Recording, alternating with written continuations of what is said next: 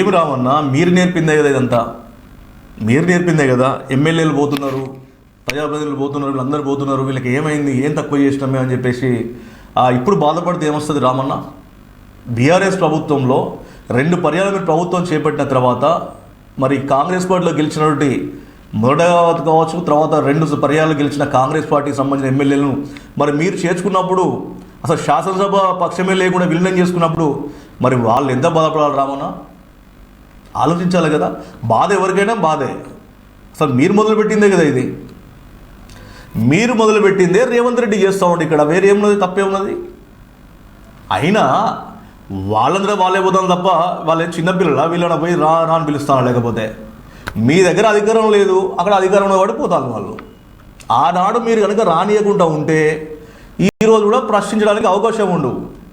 మేము నిజాయితీగా నిక్కసుగా ఉన్నాం, మా పార్టీలో మా గుర్తుతోటి గెలిచిన వాళ్ళు మాత్రమే మాతో ఉన్నారు, మేము ఎవరిని రానియలేదు, మాకు సరిపోయింది, మాకు సంపూర్ణ మెజారిటీ ఉన్న తర్వాత కూడా మేము వాళ్ళని ఎందుకు తీసుకుంటాం అని ఆనాడే మీరు మాట్లాడి ఉంటే ఈరోజు కాంగ్రెస్ పార్టీని మీరు ప్రశ్నించడానికి అవకాశం ఉండవు.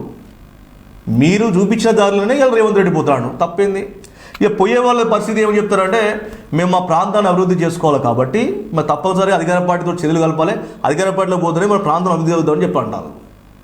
మరి ప్రాంతం అభివృద్ధి కోసం పోతాంలా, మీ అభివృద్ధి కోసం పోతాంలా అనేది అటు ప్రజలు గమనిస్తూ ఉంటారు. అది అందుకే నేను మిమ్మల్ని ఏమని తలుచుకోవాలి, అది మీ ఇష్టం. ఒకటి ఉండనుండే. ఎందుకంటే మనకు చెప్పిల్లు కదా, అప్పుడు ఉపరాష్ట్రపతి వెంకయ్యనాయుడు గారు ఆ రోజు చెప్పిళ్ళు, పార్టీ మారిన రోజే వాళ్ళ యొక్క పదవి ఊడిపోవాలి అనే దాంతోపాటు పార్టీ మారితే రాదగొట్టాలి అనేది కూడా తీసుకొస్తే చాలా బాగుంటుంది. వాళ్ళు ఎవరైనా కానీ కష్టము, సుఖము, నష్టము అన్నీ కూడా అనుభవించి అవన్నీ మోసి మోసి మోసి మోసి ఉన్న కార్యకర్తలందరూ ఇక్కడ ఏ పడలే కానీ ఆడ ఉండి వాళ్ళు ఉంటే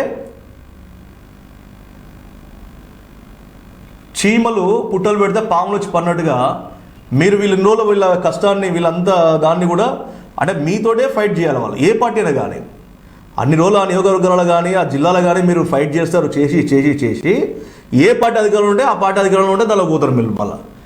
మళ్ళీ అప్పుడు మీ ఇన్నోళ్ళు ఫైట్ చేసిన వాళ్ళు మళ్ళీ ఒకటే పార్టీలో ఉంటారు వాళ్ళు. ఇది ఎక్కడి అది పూర్తి స్థాయిలో కూడా దీన్ని ఖచ్చితంగా మార్చాలి. ఈ మార్పు వచ్చిన రోజే ఈ పార్టీ ఫిరాయింపులు, గెలవంగానే ఇంకో పార్టీ పోడు, ఇవి తగ్గుతాయి.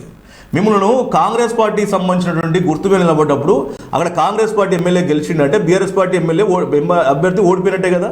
అంటే బీఆర్ఎస్ పార్టీని అక్కడ ఆదరించాలి, ఆ వ్యక్తిని ఆదరించకపోతేనే ఓడగొట్టలేను అక్కడ. నువ్వేం చేసావు? నువ్వు మళ్ళీ ఓడిపోయిన వ్యక్తి కూడా వచ్చి మళ్ళీ కాంగ్రెస్లో చేరుతాను అంటే ప్రజలు ఇప్పుడు ఎటు అనుకోవాలి మిమ్మల్ని? అసలు నేను మళ్ళీ అక్కడికి వచ్చి ఆ మండలంలో మళ్ళీ ఆ జిల్లాలో మళ్ళీ అక్కడ సంబంధించిన దాంట్లో తిరుగుతూ ఉంటే నువ్వు మళ్ళీ కండగా కూడా తిరుగుతూ ఉంటే. కాబట్టి ఇదంతా ప్రజలు ఆలోచించాలి. మనం ఎన్ని డిబేట్లు పెట్టినా ఎంత మొత్తుకున్నా కూడా ఖచ్చితంగా రాజకీయాల్లో కూడా ఈ పార్టీ ఫిరాయింపులు, పార్టీ మారే పైన ఖచ్చితంగా వెంటనే వేయాలి. ఎప్పుడో వేసుడు కాదు, వెంటనే వేటు పడిపోవాలి. పార్టీ మాత్రం లేదంటే రాజీనామా చేసిపోవాలి. ఈ రాజీనామా చేసిపోయినా కూడా ఇంకో తలకాయ నొప్పి ఉన్నది. మళ్ళీ అక్కడ ఉప ఎన్నిక వస్తుంది. మళ్ళీ అక్కడ ఉప ఎన్నిక వస్తుంది. మళ్ళీ అదో ఖర్చు. అటు మళ్ళీ సంబంధించిన ఎలక్షన్స్ ఈసీలకు ఎవరైతే అధికారులు వాళ్ళకు మళ్ళీ ఒక ఎన్నిక అక్కడ. సో ఏదేమైనా ఎవరి పార్టీలో వాళ్ళు ఉంటే బాగుంటుంది. ఎవరి పార్టీలో వాళ్ళు ఉండాలి. మీ ప్రాంతం అభివృద్ధి అంటే మీరు ఆ పార్టీలో పోతే మీకు అక్కడ సంబంధించిన ఇస్తారా లేకపోతే ఇయ్యరా? అది ఈ అనర్థులే. ప్రాంతం అభివృద్ధి కోసం కాదు, మీ వ్యక్తిగత అభివృద్ధి కోసం మీరు పోతారు.